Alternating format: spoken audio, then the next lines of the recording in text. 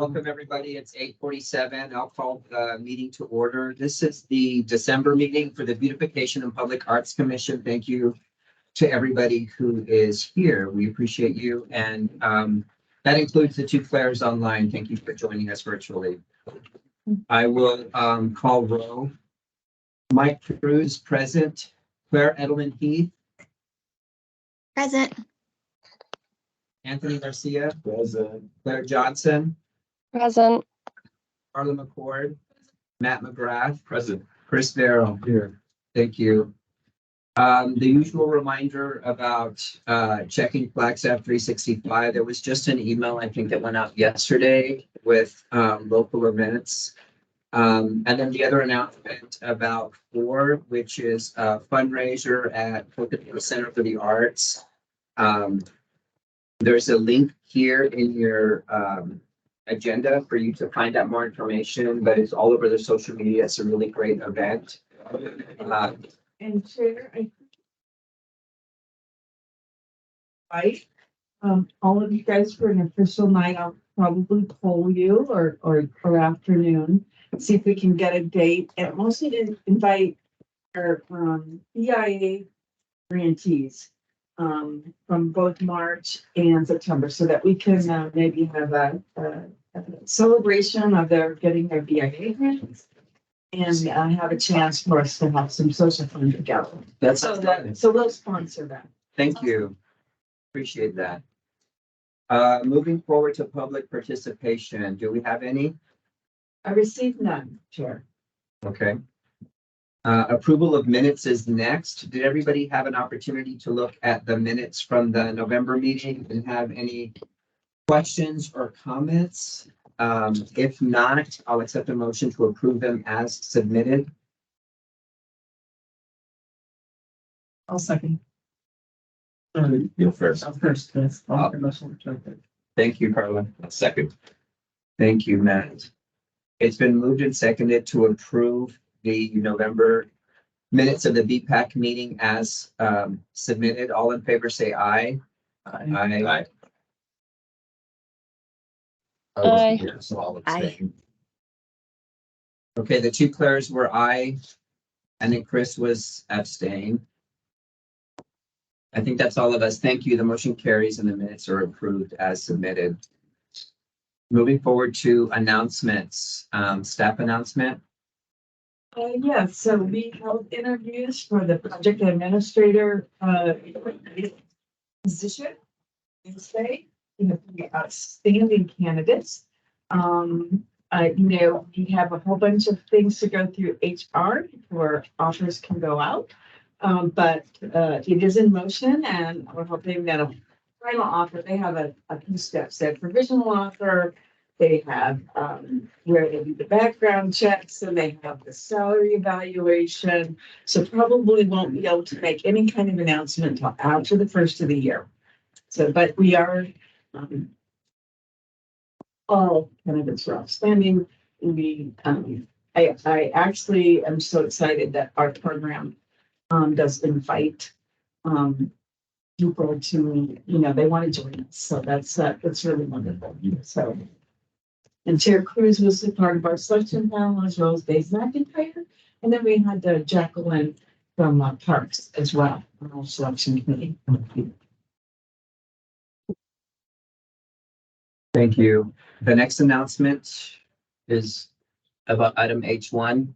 Jenna? Yeah, so we're going to take item H1, which is the downtown vision, because we have Terry Modesto here to present, and the other things are covered by me, so we will let Terry go first. Thank you. So we're reordering the agenda. I don't have any announcements. Vice Chair, do you have any announcements? No. I guess I should wish everybody a happy holiday. That's an announcement. I hope it's lovely. Other commissioner announcements.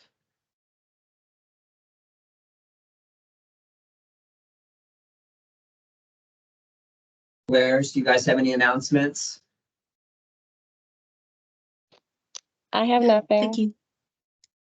Okay. Thank you. We will move forward to the H1 discussion item. And so first of all, I would like everyone to meet Terry Medeska, as Executive Director of the Downtown Business Alliance. And they've been working on a downtown vision, which is in draft form, and I'm connecting to the different commissions and councils who have an interest. And of course, we do, because we do a lot of beautification and public art projects in the downtown.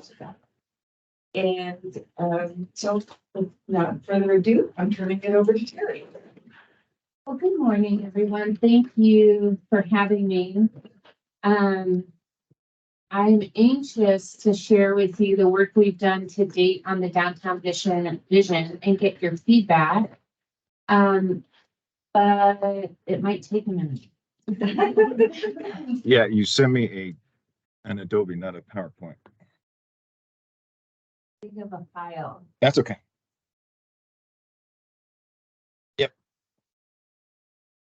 Like Janice said, my name is Terry Medeska, and I'm the Executive Director of the Flagstaff Downtown Business Alliance for the next 30 days.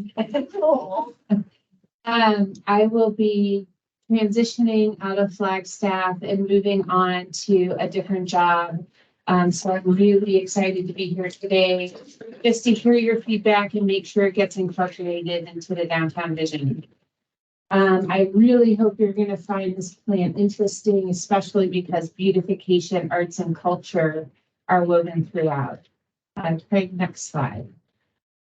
What I wanted to do, though, is begin with a little background information about the Downtown Business Alliance and how we're funded. A lot of times people aren't sure why we do what we do or where our funding comes from. So I wanted to just take a minute and provide that to you. So in downtown, there is a legally established taxing district that was petitioned by and voted on by property owners. And you can see that district there in the orange. It's primarily just south of the railroad tracks to the south side of Cherry. And then it's W.C. Riles over to the east side of Humphreys. So that includes the area where all of the property owners, so it's not the businesses, but the property owners in that district have voluntarily petitioned and voted on to tax themselves. And that's sort of a big deal. And so when you see sometimes the DBA putting on events at Heritage Square, but we're not on the south side, or we have a clean team, but they're not on the south side, the reason for that is because the money is generated for those services legally is required to take place in that district. So that gives you a little background on that. And within the past 9 years, property owners have contributed more than $1 million to be reinvested back into downtown, which I think is pretty cool. And that has helped keep our vibrancy top of mind. Next slide, Craig. So the DBA is different. The taxing district, the FD Bird, does contract with the DBA to manage those services.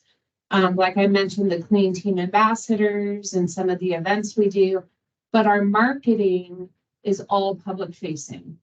So we look at north side, south side, sort of the entirety of downtown, and we work to promote downtown as a premier destination for visitors, for residents. We put on mostly free family-friendly events. You can see just a couple of years ago, we had 15 event days. That was Movies on the Square.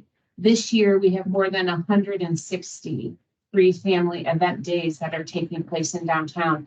So we're really committed to positioning downtown as a premier destination, inviting our visitors and our residents to come downtown, explore, spend their time.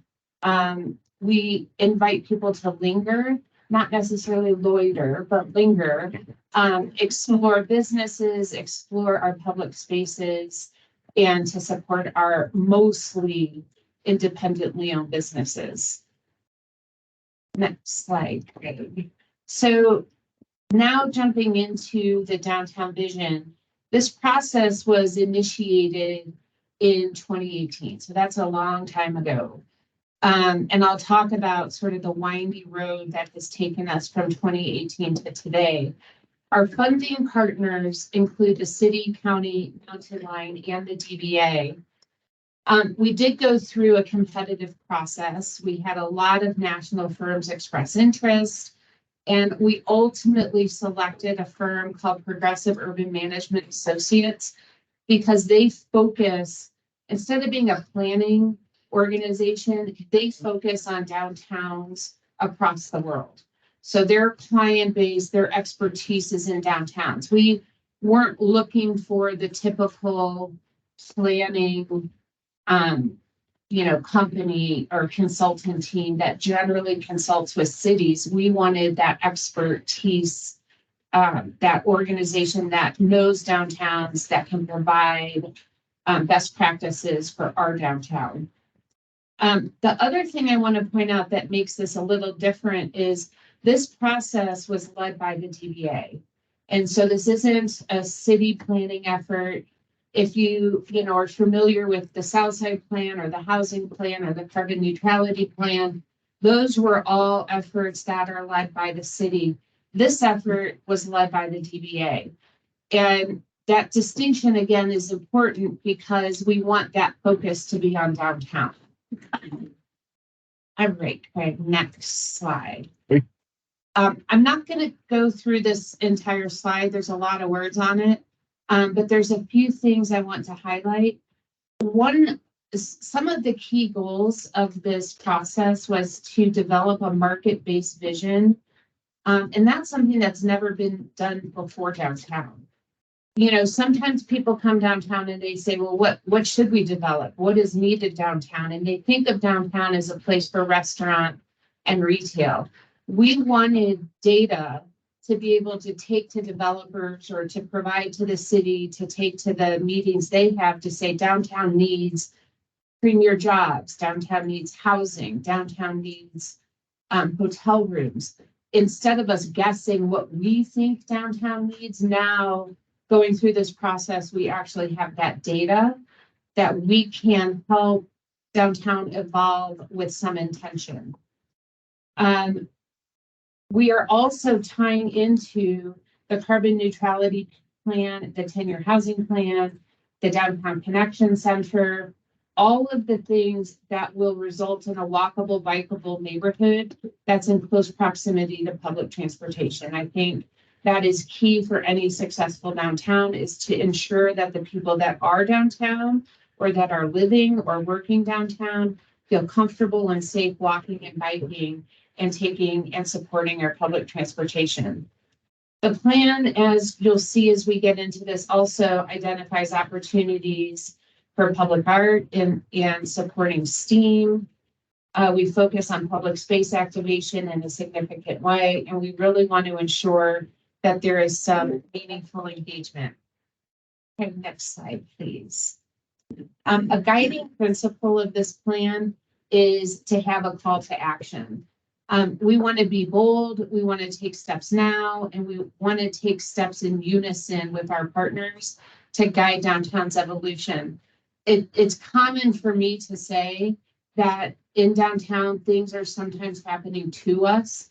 We hear, third hand, there's a development coming, or just as an example, the shared courthouse from several years ago is now separate.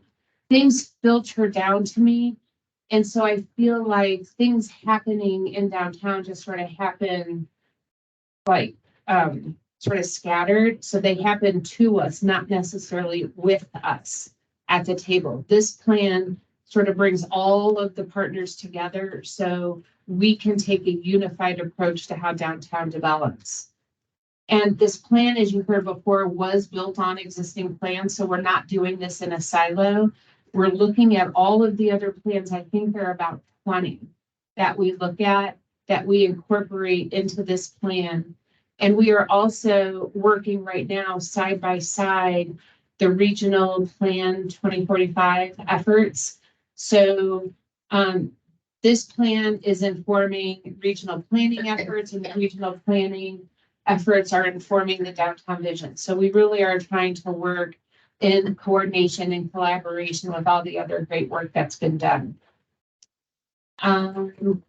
Greg, next slide, please. So a little background, like I said, on that windy road that we took to get from 2018 to here, there was a little obstacle called COVID that really impacted our work. We were moving along nicely, but COVID actually brought to us some opportunities. You know, what we were able to do was think out of the box. Nobody had ever experienced something like, you know, this kind of pandemic. And we knew we had to take steps immediately to support our businesses, to offer opportunities outdoors for people to spend their time and to be comfortable. And so we all worked together. I mean, there were maybe 20 people at the city, along with myself, focused on what are we going to do in our public spaces? How are we going to provide additional opportunities on sidewalks at Heritage Square? We really wanted to focus our efforts on some immediate enhancements. And those immediate enhancements back in 2020 are still in place today. So we found what we did worked. The community loved the expanded outdoor dining. The community loved seeing our alleyways close for pedestrian, you know, walking, and we had some exhibits in the alley. We were able to work with some of the galleries and businesses that were adjacent to what we now refer to as Aspen Alley.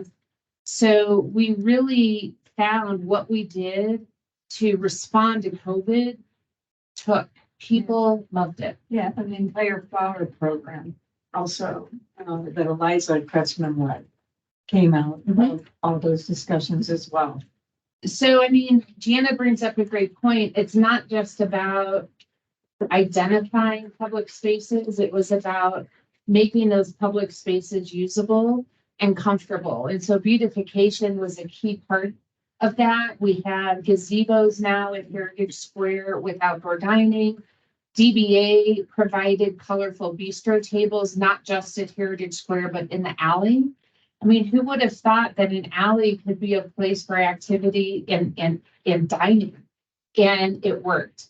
And then we also worked with our businesses. You know, there's the parklet that is in front of Pay and Take on Aspen. That was as a result of COVID. That's a tiny business. If you've not been into it, I think their occupancy might be 30. And so they needed. Sorry. That was my background jazz music, sorry.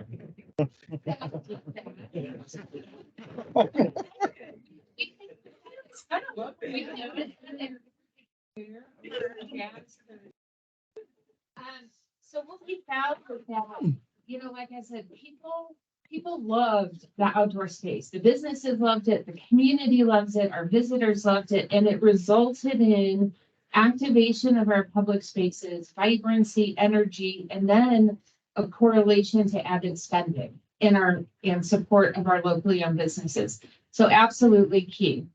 Craig, next slide. One of the things we also did during COVID is we continued to meet with the community. We just moved our meetings outdoors. So we invited people in to provide feedback.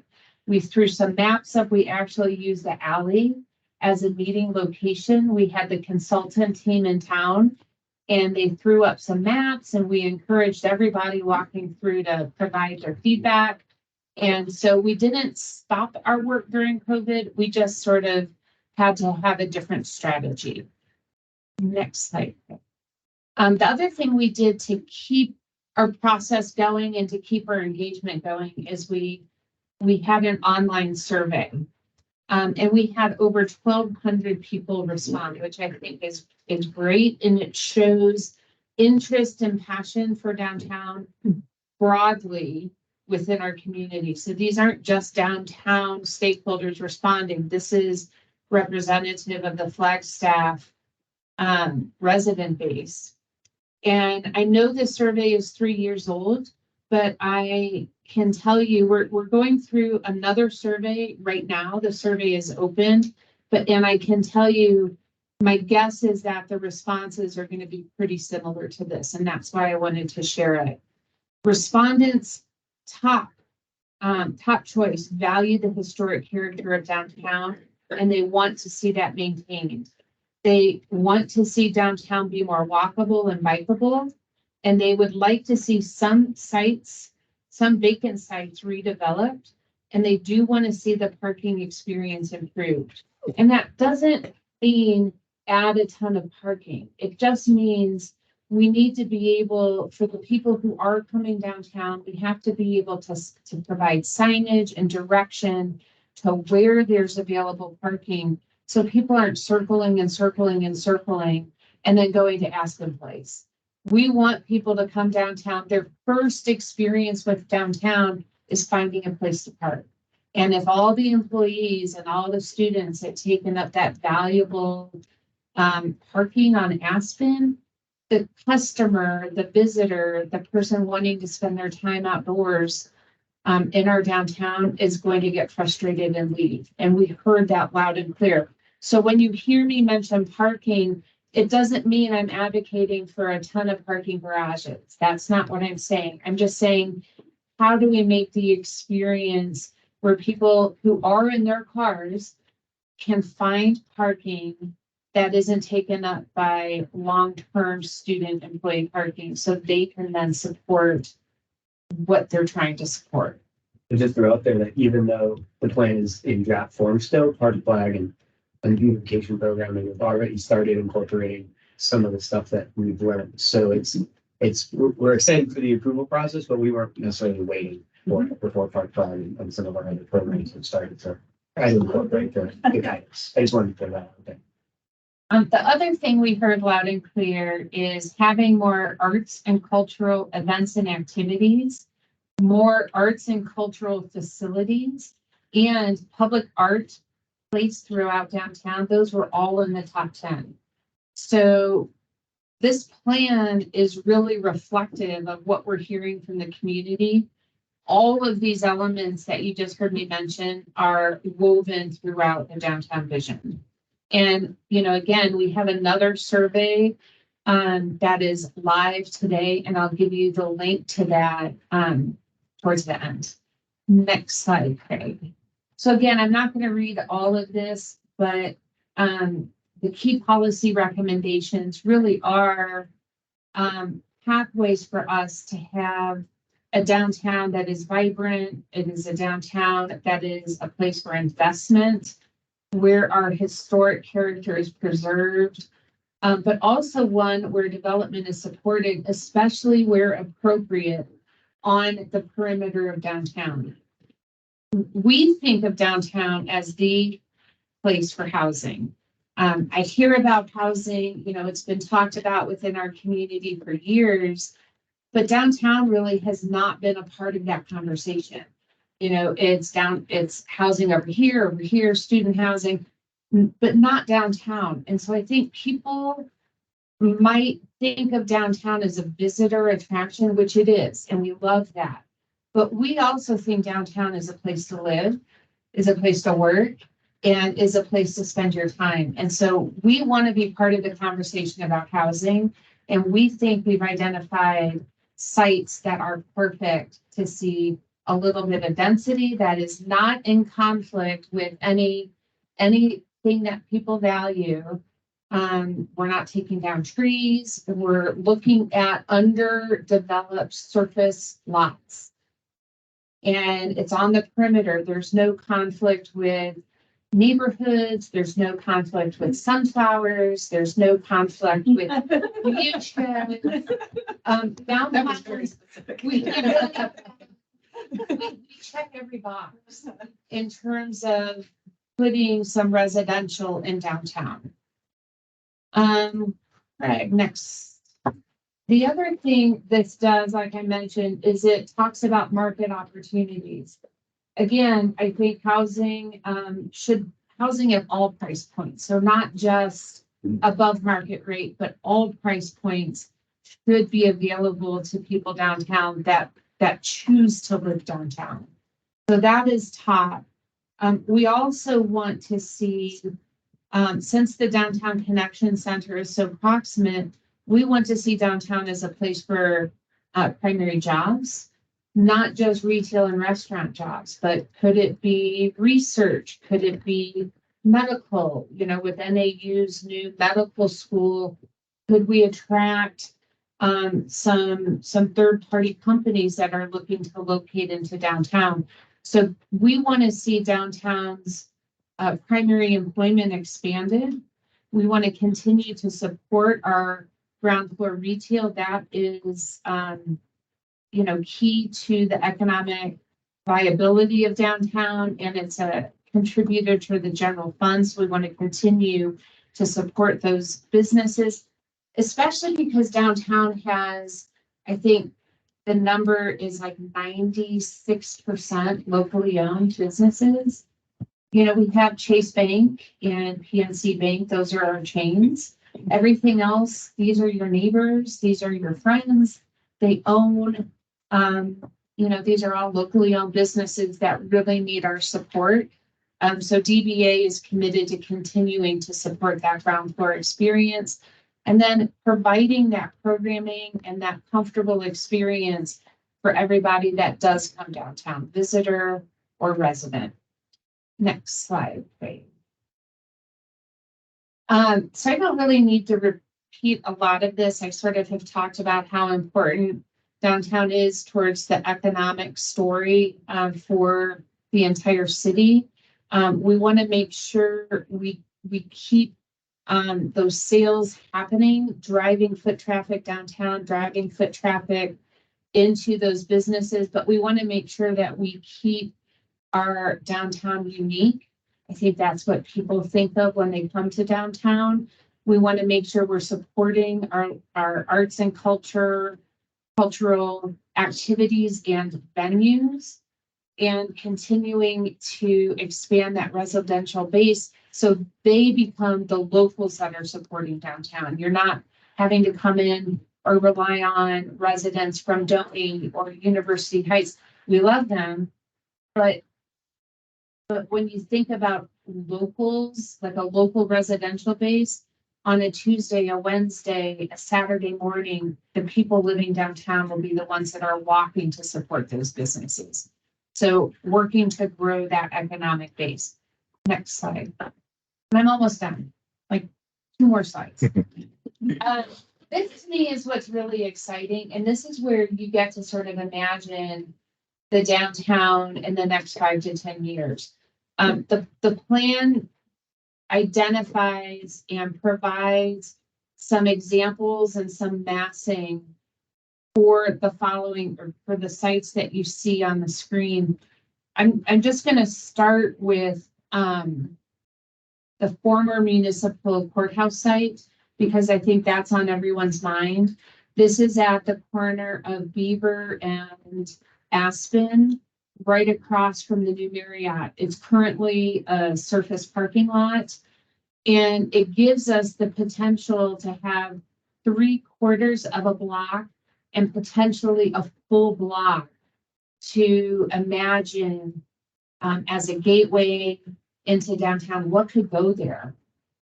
We think it should be a mixed use development that could have ground floor retail, could have ground floor restaurant, could have a corner grocery, could have a boutique hotel, could have housing. Where we come in is we want to see this block fit within the downtown environment. So we don't want to see a huge massing plot down on the block with all the same frontage, with all the same materials. We see a project that could be stepped back, that could have different elevations. It might have height. I would imagine for a project like that to truly transform downtown, there would need to be some height and some density, but that's the place for it, is in downtown. And again, You're not conflicting with anything that is historic. There's no neighborhood immediately adjacent to it. It is a surface parking lot today. So we see this as completely transformational for downtown. It's a good looking surface parking lot. It's not the. You just. It's very hot. It is a hot. In the summer. And I think that public parking could be part of that site. So I don't think parking goes away. If you're bringing that many people into downtown, whether it's to live or to shop or to dine, you've got to give them that place to park. But I think that parking should be interior, and it's not wrapping the project. It's hidden inside the building. There should be, some kind of parking, whether it's below or it's in the interior of the development. There are also 3 bank sites on Birch. You heard me mention Chase Bank, National Bank, and PNC. Banking isn't done this way anymore, and development isn't done this way anymore, where you have a small 1-story building surrounded by a complete half block of surface parking. That is underutilized space. We see those sites as perfect opportunities for housing. Again, it's on the perimeter of downtown. There's no conflict with those existing buildings coming down. They're buildings from the 80s. They're not crucial to our history. And there is no blocking of view sheds because you have the municipal courthouse that is already there at 5 stories. So I'm not saying 20-story buildings, but you can see some density and some height on the perimeter on those 3 sites. Another location is the east side of downtown. It completely underdeveloped, where you have Babbitt Ford today. There you have several blocks that could give us some housing. It could be new venues. You could dream big.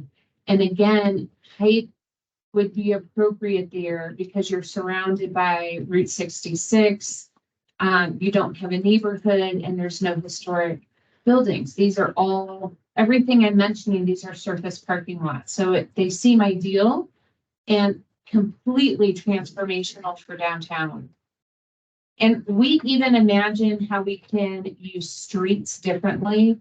We know streets are useful to move vehicles, especially during the daytime when there isn't much activity. And the streets are critical right now to offer that parking adjacent to businesses, but they can also be wonderful spaces for pedestrians and events on the weekends. And so in the plan, we envision using LaRue between Route 66 and Birch as a future festival street. It's wide. You have businesses that would help, create and sort of leverage that vibrancy. Aspen is already very successful as an event street when there's activity, but we see LaRue as having larger capacity. So when you think of it, larger events that Aspen doesn't support, like the Pride Festival or just maybe new festivals, Hispanic Heritage Festival, LaRue would be a great street for us to activate. Did you know that there was 2 back in the court, it would be closed for sledding? I did not know that. Like old school, but they used to close it for a big downtown sledding venue. Well, I knew San Francisco. Are you referring to? No, it was LaRue. Oh, okay. I didn't. It's an old Mike Lovins story. Oh, So he talks about going out there when he was a kid. Everybody in town would be there sledding down the street. I love it. And I think, But I mean, a winter festival downtown would be amazing. It'd be Hot perfect. cocoa and old wine and. it would be perfect. And we're going to try it out this year. I will invite everybody down this year for the first year, at least since I've been here. On December 31st, the DBA is putting on New Year's Eve. It's our 4th year of the event, but it's grown in size, where we're expecting over 3,500 people. And Aspen alone doesn't support that capacity. So we're going to close LaRue and Aspen and activate it all day on the 31st with exactly what you're saying. Hot cocoa, activities, cookie decorating, pine cone decorating, all free, family friendly. At 12 noon, there will be a pine cone drop, and we will be celebrating with sparkling apple cider toasts. The 10 and midnight crowd can celebrate differently, but for us, we are looking at bringing in those families and giving them reason to, sort of play in our streets safely play in our streets. So, you can sort of imagine with each of those sites developed with residential, with jobs, with hotels, with venues, you can see how downtown begins to transform. Okay, next slide. Downtown experience, and I really am almost done. I have 3 more slides, and I'll go really quick. So experience, I've talked about economic vitality, how important that is. Downtown is a livable place. The experience is also what makes downtown special and what makes downtown inviting and memorable. So focusing again on that historic character where it's appropriate, our charm, our storefronts, giving that sort of uniqueness, but then again, working in our public spaces, providing gateways, streetscape enhancement, new sidewalks, potentially tree wells that aren't popping up, public art to create a sense of arrival and comfort and interaction as people are exploring and ensuring that sustainability is a core value. Okay, next slide. Mobility, you've heard me mention walkable and bikeable. We, with our new downtown connection center, think that this is a high priority that is aligned with the Flagstaff community. The plan does call for, again, sort of smart parking management. It doesn't mean garages everywhere, but right now, as 90% of people coming to Flagstaff arrive in a car, we've got to provide them with a place to be able to park that isn't taken up by students or employees. And so that parking management, working with Park Flag has been absolutely key, and we're already seeing some success with that. So focusing on that experience as people come into downtown and then giving them a walkable and bikeable and comfortable way to get around. Terry's been slowly indoctrinating me over time. I get to work with her on a lot of this stuff, but one thing that I'll mention is that there's a strong link between walkability and beautification and public art. The more interesting you make an area, the more likely people are to walk through it, the safer it'll feel to them. And so you really change the character as you beautify the space. And so that's one of those things where even though it talks about walkability, I hear beautification as a part of that. Well, that's what the result of that connection is longer stays. People stay in a place that they're comfortable. If there's flowers, if there's graffiti, they're going to get in their car and go. They're going to go to the restaurant or the business maybe. And if there's trash and graffiti, they're going to go. If there's flowers, if there's public art, if there's something to engage as they're walking around, they're going to stay. They're going to support and spend, and they're likely to come back because they have a good experience. And so I think that's absolutely key. The other thing you mentioned in there was that there needs to be a sense of arrival for people coming out of town. And I think that's crucial. And that's also a key place where you can play. Next slide, Kay. So this is my last slide. So we have received a lot of critical feedback that has been incorporated into the draft plan. Gianna, Dave, it's gone out to the public, it's gone out to our stakeholders. council has, heard from me several times and provided feedback. That's all gone into the draft plan that we have on our website today. We are coming to talk to different commissions, and so that's why I'm so excited to be here and hear from you. We're reaching out to our partner organizations. We want to cast a net far and wide to hear from people. So the plan right now is on our website, downtownflagstaff.org. If you don't want to take a picture of this link, I can perhaps send it. Actually sent it to. Oh, perfect. Yes. So the downtown vision is there for you to review, and there is a brief survey. I think there are, just a couple of questions, but we would really love you to just take a couple minutes and share your feedback with us. If you have more feedback to share after reviewing the vision that's not taken in by the survey, feel free to email me directly. I would love to hear from you. My hope is to be able to go to council. We are on an agenda for another update and possible approval January 16th.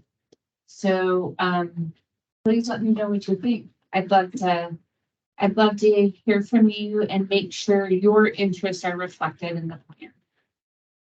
And thank you. I'm happy to answer questions.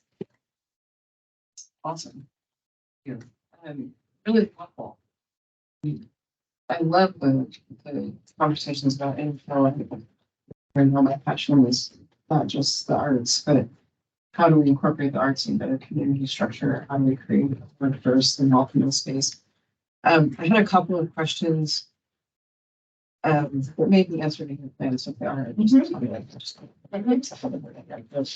when we talk about maintaining historic character, one of the things that I've seen in particular in mountain towns across the West, but actually I've seen it a lot in Europe too, is the difference between towns where we focus, and your comments about people living downtown help to provide some comfort in this regard. But when things become generic, they become less valuable and they're harder to sustain. And it kind of creates a death for the community, if that makes sense.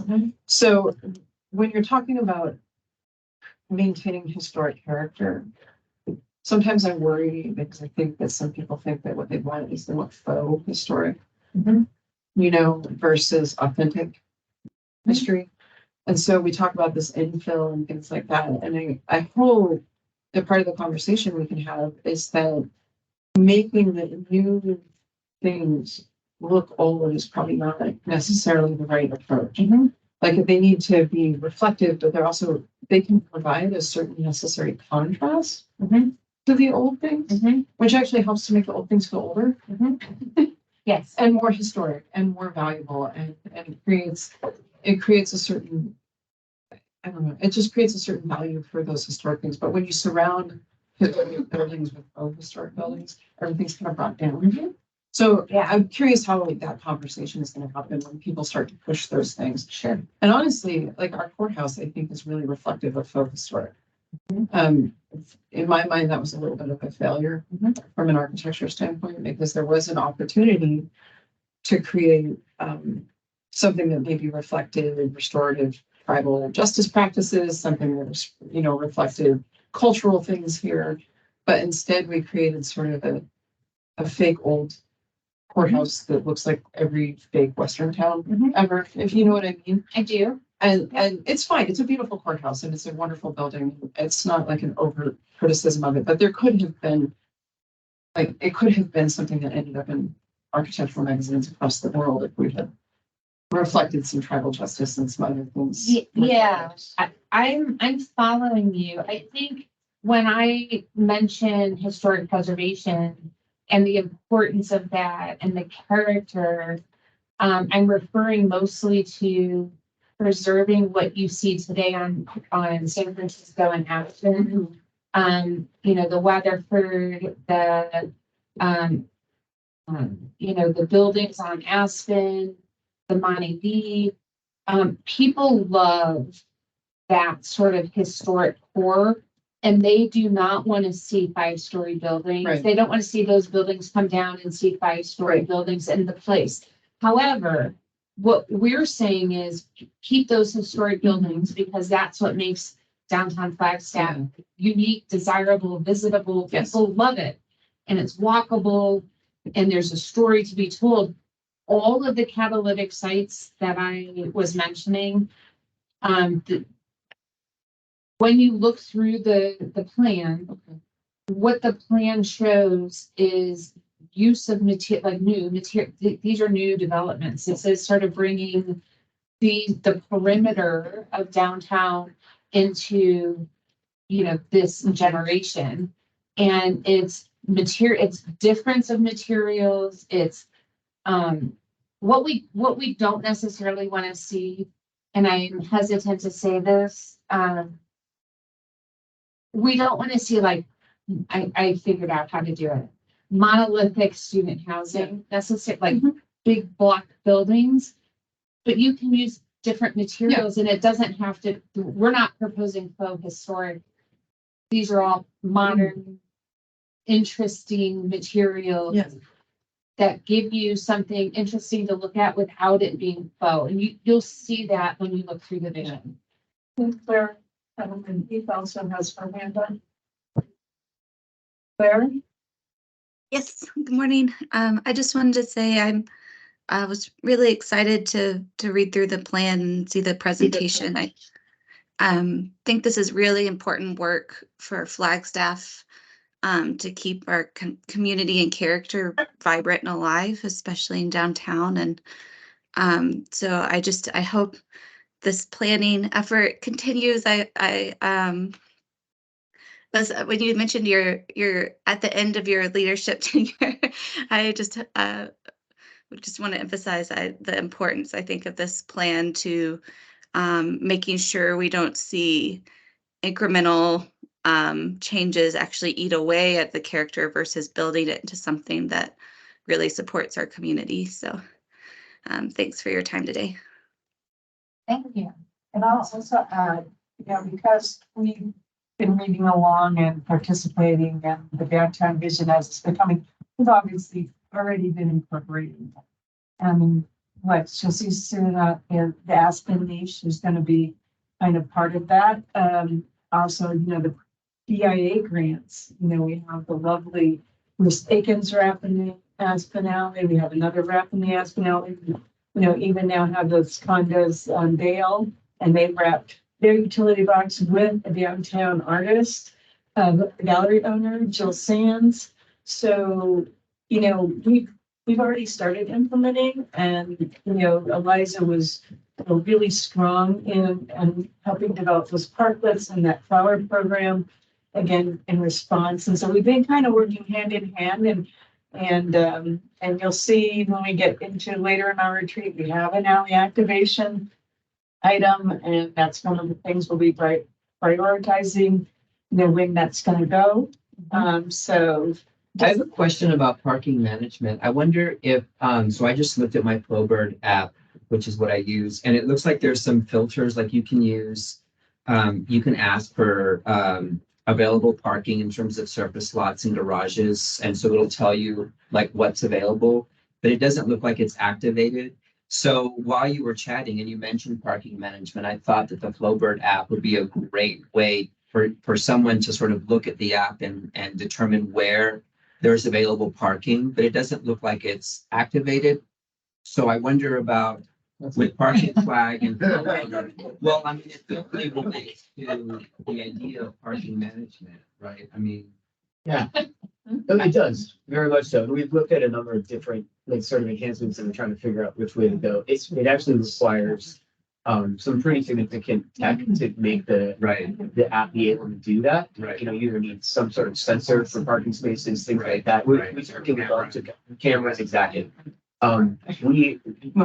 We're a fairly simplified version right now with one zone. If you've noticed, dynamic pricing. We went simple on purpose. I think it's worked, but in this next year, we're looking at things like we go to dynamic pricing. Do you try to invest in technology that to show where availability is, or do we use that money to try to build more parking? These are some of the questions. So you are talking about it. For sure. Okay. Yeah, but I appreciate the feedback because, yeah, there's a couple of directions we can go and there's only so many resources. So, you know, which are the right technological enhancements and things like that to make is front of mind.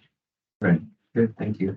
Thank you. The other thing I wanted to add that makes this plan a little different is it's not just a planning document. You know, oftentimes planners will give you a great looking plan that goes in a binder that sits on the cadenza. This, if once you look at it, you'll see there's an entire chapter on implementation, and it breaks it into like biteable size accomplishments, you know, what you can truly deliver and who's taking the lead.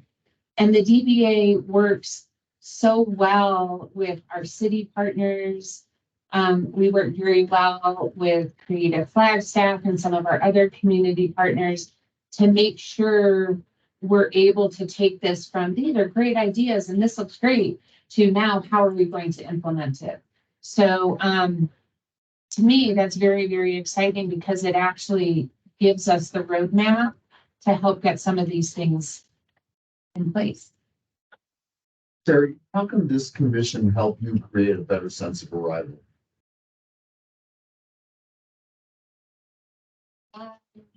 How can you? Well, I mean, I think signage, I think gateway, you know, we have this potential for development at that Beaver and Aspen block.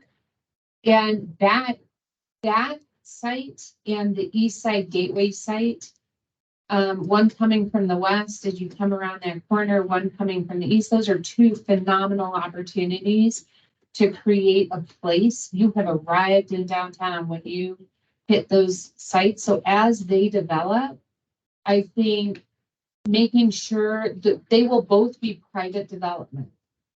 I think making sure that this commission is able to provide feedback on design it in whatever way you can, I think would be important. As we work with those developments and we try to make sure it fits within our downtown, again, looking at, you know, we hope, even though we know these are private developments, that this plan helps influence the design and how these projects interface with our sidewalks and our pedestrians. So continuing to work with the DBA to voice and just expand your voice. Let us know what you think so we can continue that messaging as we work with the city and hopefully work with the developer. And then identify, I mean, I think we're at a point now where we could start talking wayfinding signage. The old wayfinding signs, that sort of, I mean, they're old, they don't make a whole lot of sense. They're on some light poles, not on other light poles. I think our downtown has grown up where we can have some wayfinding signage that create a sense of arrival and a way to get around. I think it's time. It's called for in our plan. I think this commission could be a strong champion of that too. And I think, yeah, I think my finding signage, I know that Heidi Hansen's actually kind of trying to pull me in that way already. And the other thing is like Gateway does not necessarily need an arch over a street. In fact, that's kind of not usually, but it can, you know, just by the way we position inclusion in downtown by expanding the flower program, expanding planter, you know, key planters like we have at the 4th Street Gateway. You know, something a little bit, maybe a little pop of color to say you're here. There's different ways to approach that, you know, you're entering the zone. Than an arch over like that. Not that you couldn't do an arch over. I'm just saying they take up a lot of put space on the sidewalks, and that's one thing right away. It's very tight downtown, very harder to do. There are a lot of really good examples of creating entryways and gateways in DLR's master plan for MAU, which is accessible online. It's a quarter of their, the NAU master plan is pretty amazing that they've just finalized. And one quarter of their sort of things, that 4 concepts, is creating better edges to the campus. There's an acknowledgement that they don't have a very good interface with Flagstaff. And the campus's edges are a little ragged, is maybe the best way to describe it. And so they are talking a lot about like how do they improve the Route 66, Milton, Butler, 17, like all of those edges. But there are visual examples of what they're talking about, and Jana's correct. Not one of them includes an arch. But there are a lot of different ways to create that interface that brings people into a space and makes them feel welcome. And that's really what it's about. So if anybody's curious about that, that's a great spot to sort of get a visual reference to how that could work. I'll tell you, I'm one of the 2 staff working on the RSOQ for the Aspen Beaver parking lot like right now. It's actually wrapped in my computer. So I'm looking forward to that as well. And hearing some of this feedback will help inform the RSOQ as well. So thank you.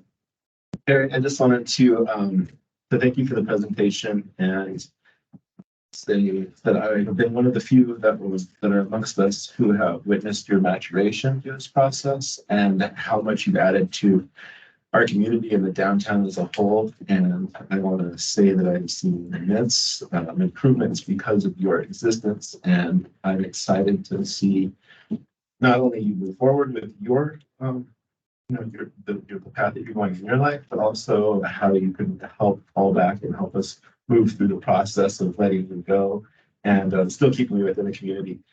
I had, I think, 3 kind of quick questions. One of them is so recently we saw the Acona report presentation to the council the other day, which it's an organization I really care about, and I love the people that work within it. Now, the consultants that they hired didn't seem to mesh with everybody's view of Flagstaff, and it was to some kind of hard to watch. How do you feel about your consultants on this project? Well, I'll tell you my opinion, and then I'm going to ask Councilmember Sweet to chime in. Our consultants are downtown people. They focus on downtowns across the world.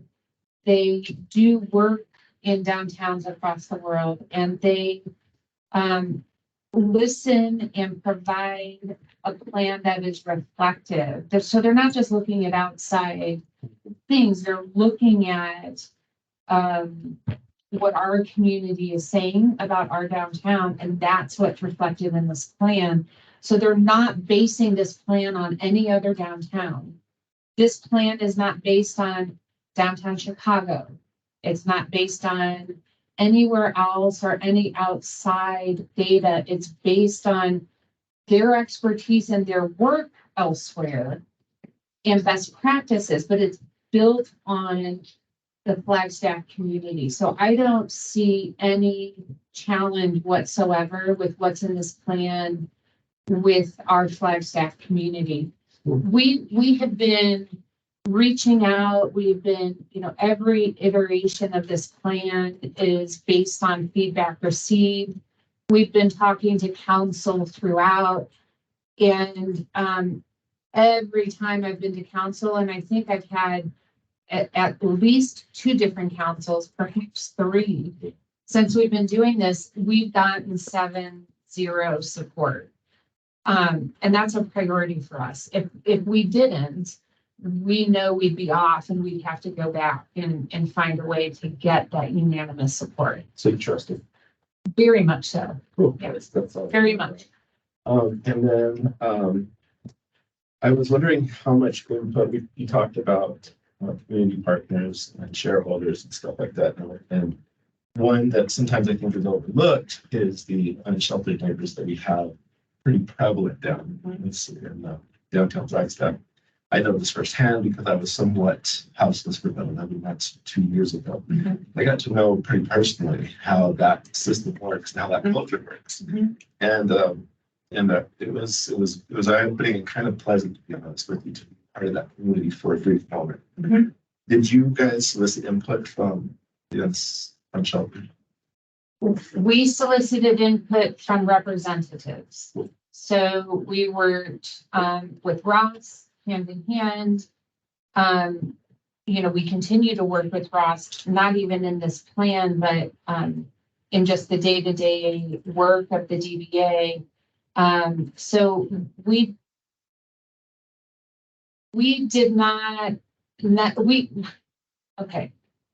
necessarily have people on our committees that were experiencing homelessness. We had representatives of those. But at the same time, when we held these meetings, everybody was invited. They were at Heritage Square, they were in the alleys. We heard from everyone that wanted to provide feedback. So the opportunity is there for direct input. But there is also input from representatives to ensure that that's considered. That helps me consider how these plans are working moving forward and how we can possibly change them to include everybody. Lastly was just the like our ancestry, indigenous. How did they impact the plan? So arts and culture, an invitation for all to be downtown, celebrating all culture is woven throughout this plan. I think you'll see that. And there's a section leading into some of the recommendations on background that was actually partially written by Rose Tovey. Okay. So Rose has reviewed the plan. She has provided feedback into the plan. And so her being an active participant was key to us, but in terms of activation and programming and representation, that's also included throughout. So much, and we're going to miss you. I'll still be here. Thank you for your comments. Any other comments, folks? Great, thank you so much. Thank We you. appreciate your If time. there are other comments, go through Jana or email me directly. I would love to hear from you, and I'm happy to incorporate additional feedback to what I heard today. I'll go ahead and also email out the presentation that we got today. As well as that email after our retreat. So I'm gonna just change up our schedule a little bit. Let's go ahead and see if we can get through these action items, and then we'll take a break between this meeting and then the retreat meeting. I think that Terry's presentation really gave us a great opening to our retreat, and that's why I was so excited to have her today. Thank you. Thanks, everyone, for your time and attention and comments. And I look forward to hearing from you. Please take the survey and email me with any additional comments. Thank you. Thank you. Finish is up next. So boy, does this segue nicely. So let's beautify a disconnected section. Yes, you can go ahead and make it full screen if you can. Yep. That. All right, so I'm very excited to ask you for concept approval here today. Next, so let's look at that. Oops, it did not forward there.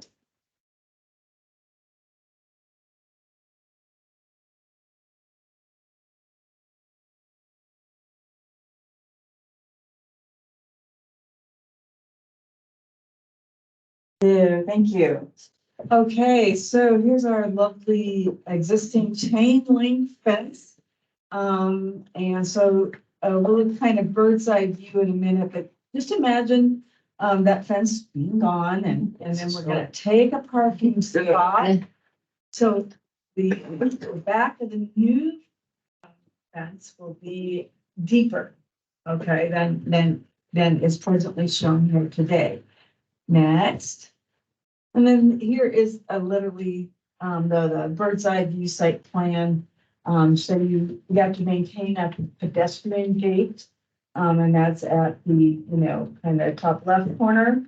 And then the fencing goes back and it takes a full space and it's set back. And then we still have to maintain the driveway. One thing, this driveway will be used, but rarely. So it's actually gonna be a manual gate. We didn't have to pay for an electronic gate for CenturyLink. They agreed to a manual gate because they don't use it that often. So it's gonna be an occasional truck. So it really will be a pretty friendly and open space. Okay, next. Just a little reminder of our business license agreement with CenturyLink. We are focusing on again, replacing the chain link with the decorative fence and gates, replacing the asphalt with decorative pavers or concrete.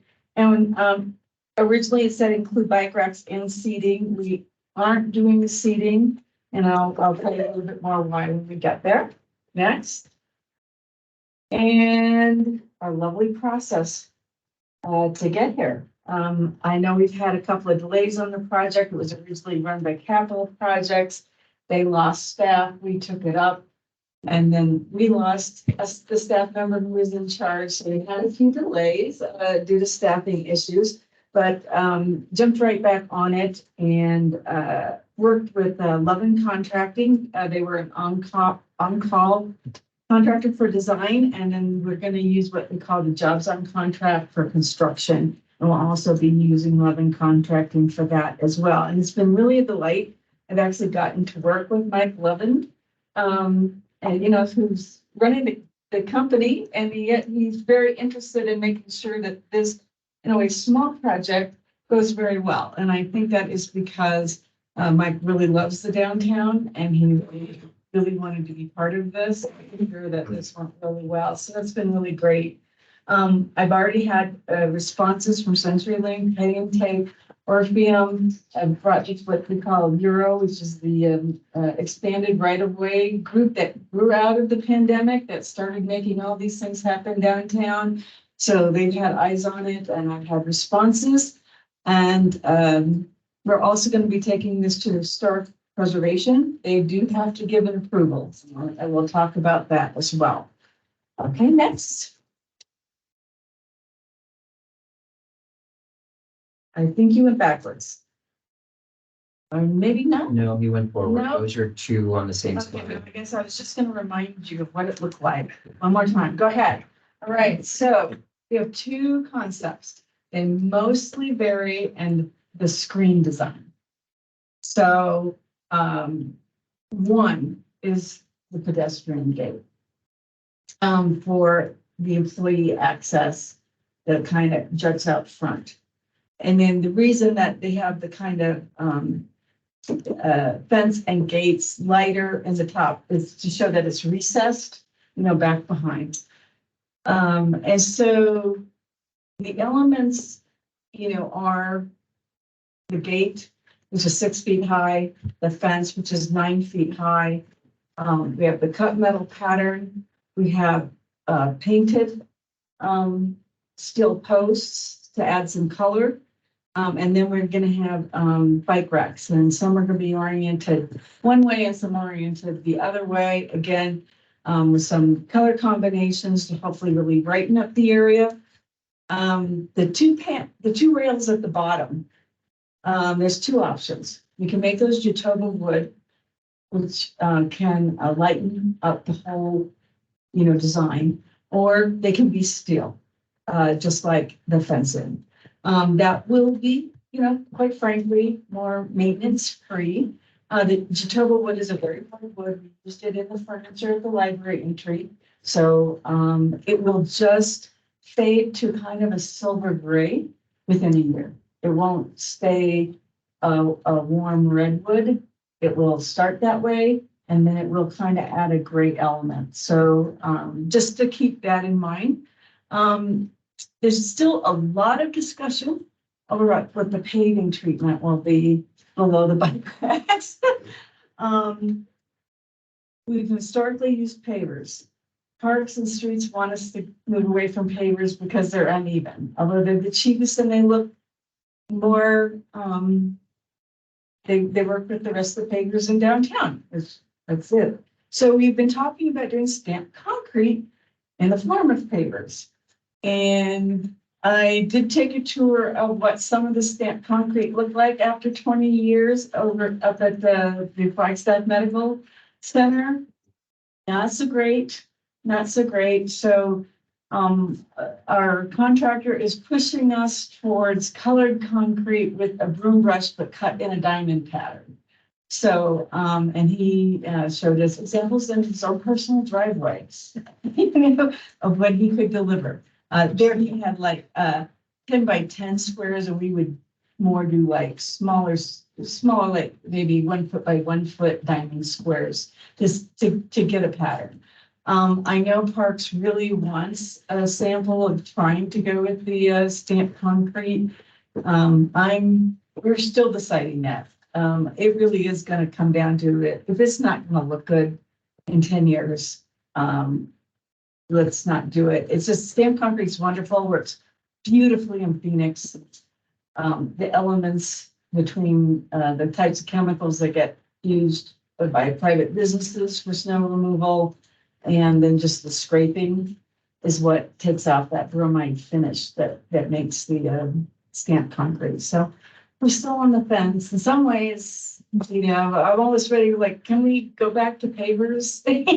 Actually, real pavers for here. So that's still under discussion.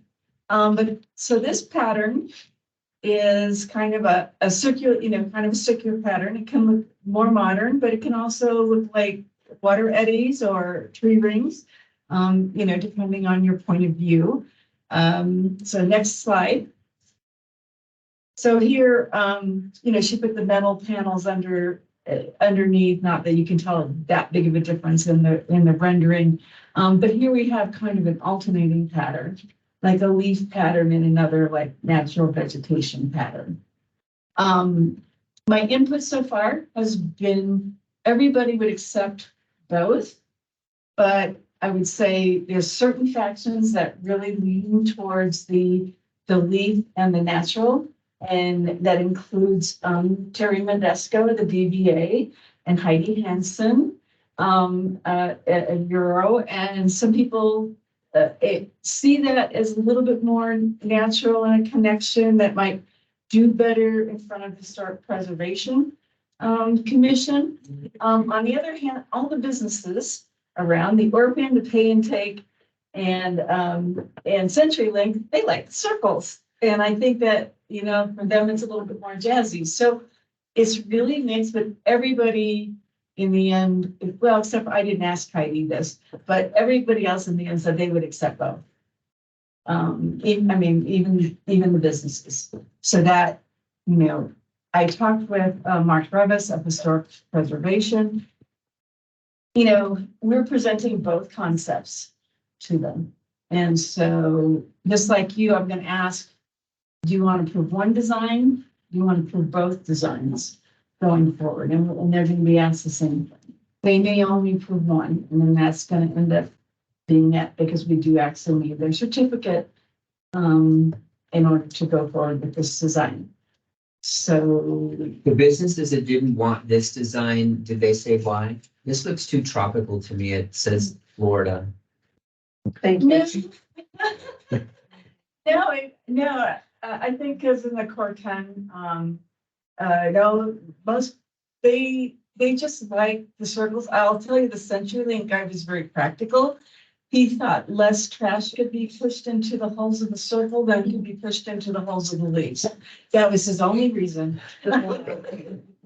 That's a totally legit reason. Yeah. Right, Totally. although, on the other hand, he has chain link in which stuff can be stuffed in there now. So he said it wasn't critical. But I will tell you that both the Pay and Take and CenturyLink are more focused on removing the table than anything else. And they just didn't think that it was enough seating that people would use it. So that the general public would in general get to use it. So they just didn't think a single table made a seating area. And they really strongly preferred more bike racks. So much of their traffic comes by bike, Yes. in particular. Right, and there's a lot, and we're talking about making things pedestrian and bike friendly. This would become a major bike hub. Yeah. For the downtown, absolutely. And Martin Ince, who is kind of in charge of the bike and ped people, very, very excited. We were, because there was a historic nostalgia for the old bike hanging Christmas tree, the hanging bike racks. We initially explored putting some hanging bikes, but moved towards e-bikes and accessibility issues have kind of killed that idea, and we removed them. Commissioner Martin, have any thoughts on these bike racks in terms of being No, functional? they're approved. We've already taken them through. We had two different ones, and one said not acceptable. Okay, great. It's perfect. Commissioner That was Edelman actually- has her hand up. Yes, So yes, sometimes our bike racks don't fit very well. right. Claire, did you have your hand up? Yes, I did. I did want to check, Jenna, just before I had some thoughts and comments on materials, but kind of similar to the bike racks, just curious, what's the range of comments that are helpful today? What's already been decided versus what's open? Because I do have some thoughts on both the fence and ground, like concrete materials.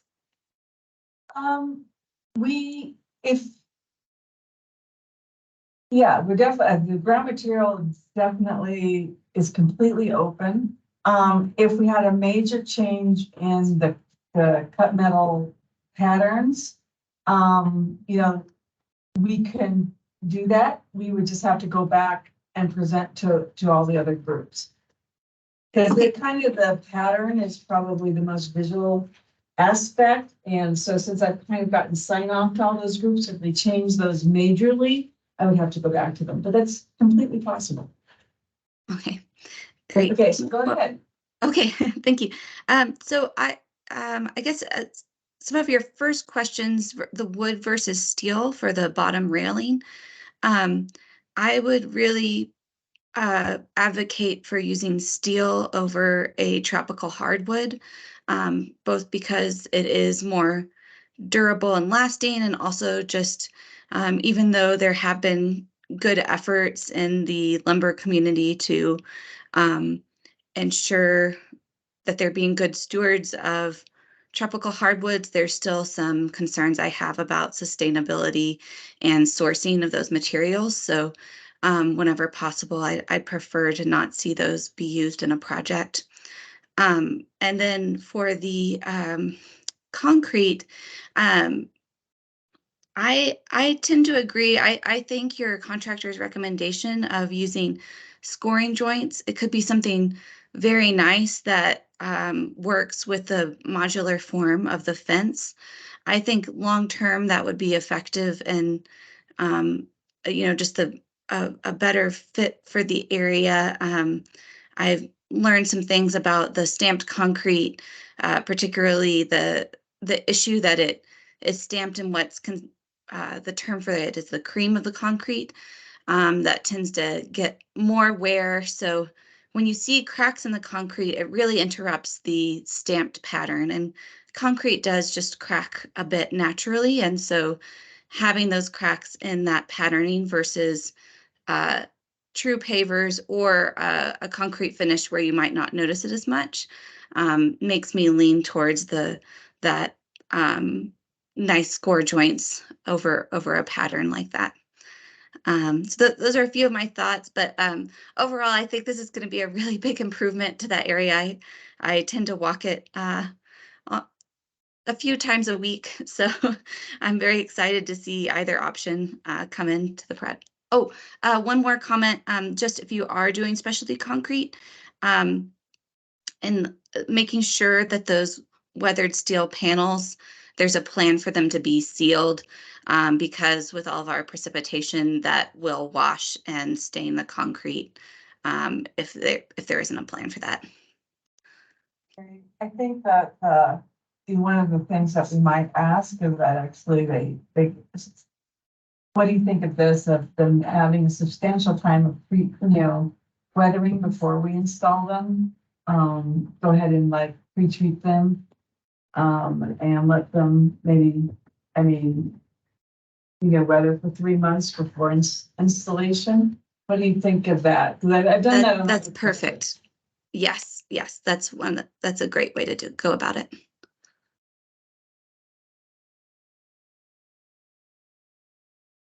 More discussion of the patterns. I really like the circles and, with the businesses around that particular thing saying that that's what they support. I think we have to listen to the businesses there because they feel like their thoughts are being heard. They're going to be more supportive of future projects too. Right. The DBA is, I thought Terry's presentation was awesome and I love what they're working on. It's an awesome program. But a big part of it is going to be that buy-in. And so if they're able to influence those things, and then actually, I think Mike's correct.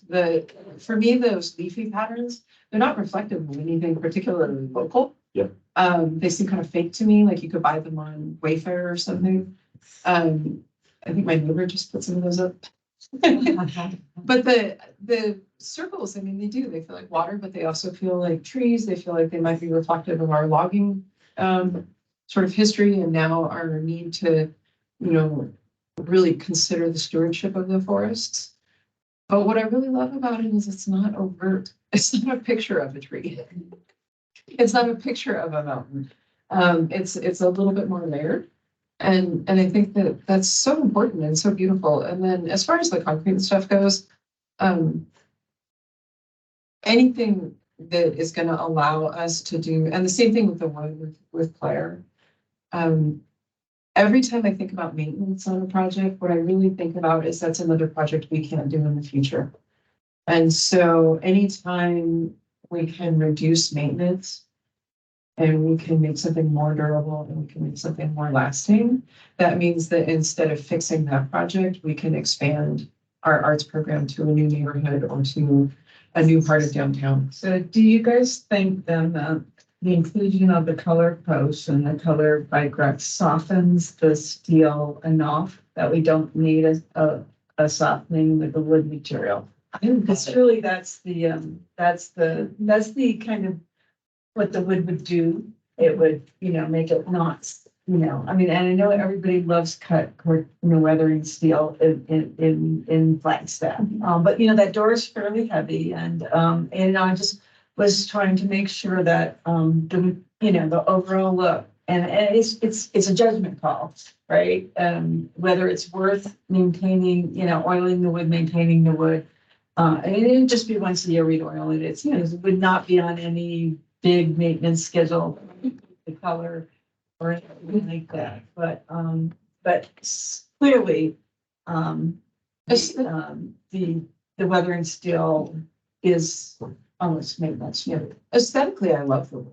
I think it's really beautiful. I think Claire has really good points though about the sustainability of part of it. And I'm really trying to think about those things. It's just in general in my life right now.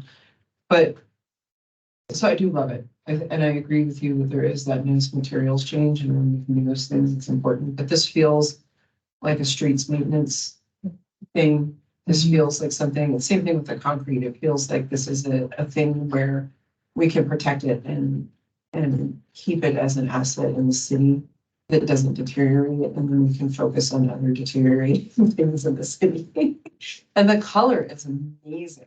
I love the color and I love that you're not using the same blue on the bike rack that you're using on the posts. And I love that there's that yellow and that you've got some layers there. And it's really, for being essentially a fence, it's really considered. It's awesome. What was the material of the gate again, number 1? It's also carton. Okay. So are we ready for? All right, so the vote is to approve both concepts or to just approve one concept? Can I have a quick question before we vote? So is the color of the bike racks, is that what you want to be, the blue? So you have, an aqua blue on the posts. Yeah. And then on the bike rack to the left, a darker blue. And then on the bike rack to the right, that's yellow. Yeah, I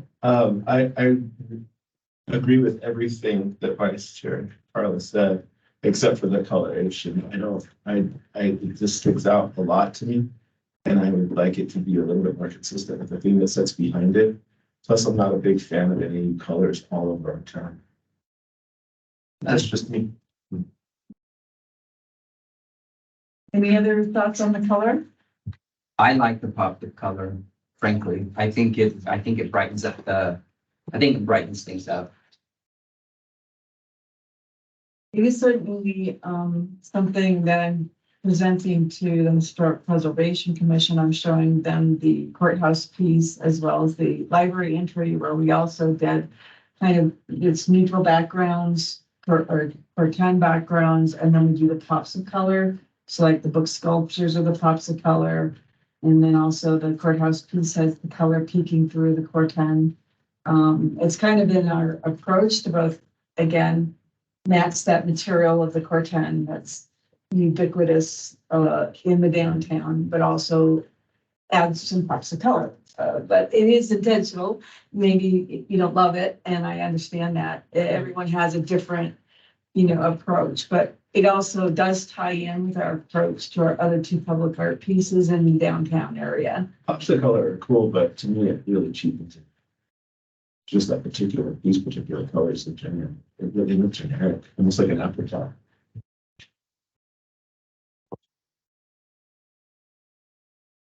So what's the motion? Just The to, motion, in some ways, if you think the color brings it down, then I guess you're gonna vote against both of them. Because those aren't things that, are actually changing at this point.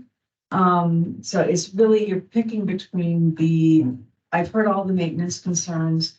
We're gonna work through that wood and the concrete, but you're really voting on the concepts based on these two designs. And you can improve concept one, concept two, or both, and then leave it a bit to what the input we get. If we approve both, does that mean that the downtown businesses that surround it are a little more safe? It means that only one or both are presented to the Historic Preservation Commission.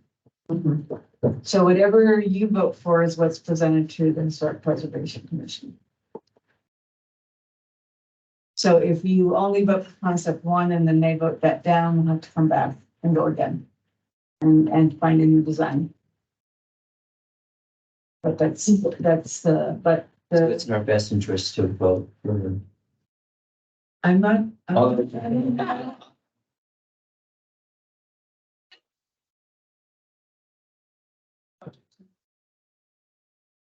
But if I were to choose one, I would choose the one with the circles. And I think, But number one, right? Yeah, That's number right, two. and Oh, I'm sorry. and if you do vote for both, I can tell the Historic Preservation Commission that you approve both, but that your preference is for number one and see if that influences.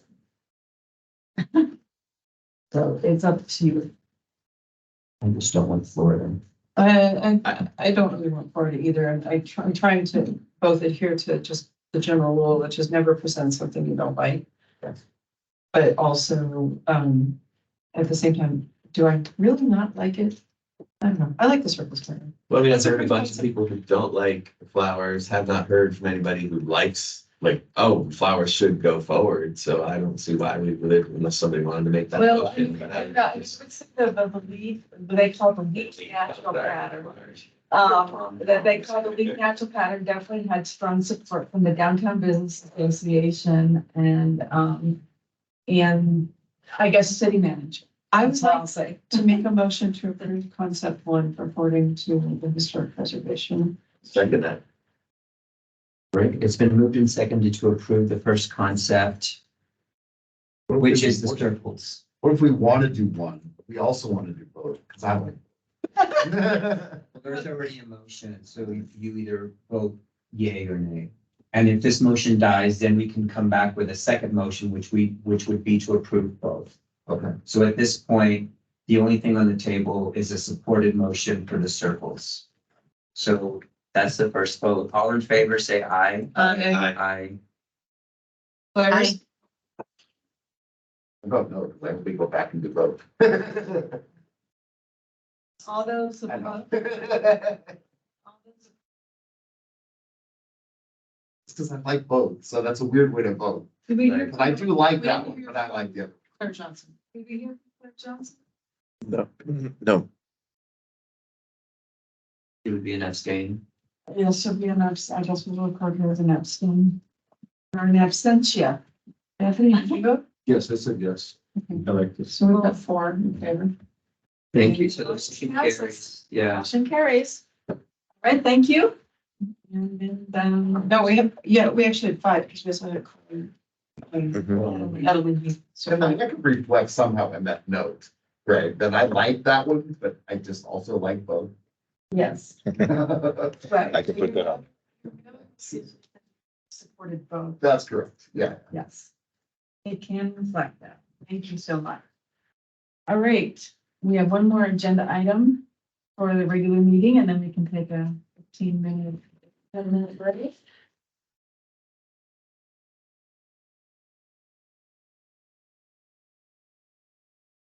And actually, yeah, you can just bring back up the agenda. Because we don't really have a PowerPoint for this. I sent you the PowerPoint as background. As you recall, Julie Sokol, the director of ArtX, and Jonathan Stone, the CEO of Creative Flagstaff, presented to us a request for $50,000 for ArtX, and I know Commissioner Garrell cannot vote on this, and I'm gonna step outside. if you want to, you can step outside, but you don't have to, it's up to you. You just can't participate in the discussion. But they presented at that time, and I sent you their presentation as a reminder in the materials.